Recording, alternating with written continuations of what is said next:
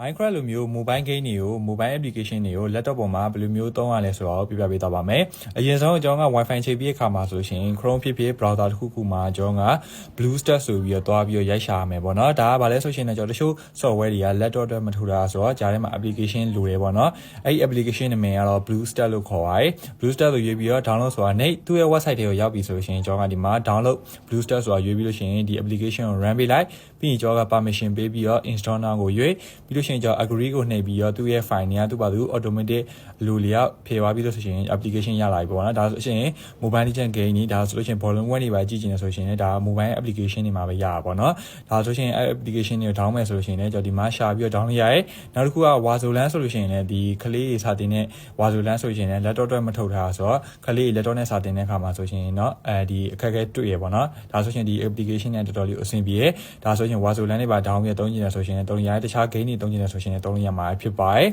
ဒီကောင်ကတခုရှိတာကဆိုရှင်ဒီမှာဆိုရှင်ဖုန်းလိုမျိုးပဲပေါ့နော် backup key home key ပါရှိရပြီးရှင် Google မှာ download ချင်တယ်ဆိုရှင်လည်းဒီကောင်လေးကဒီကိုယ့်ရဲ့ဖုန်းလိုမျိုးပဲ Google အကောင့်ကိုထည့်ပြီးတော့ download လာနဲ့ရတော့မှာဖြစ်ပါတယ် application နာမည်ကတော့ BlueStacks ပဲဖြစ်ပါတယ်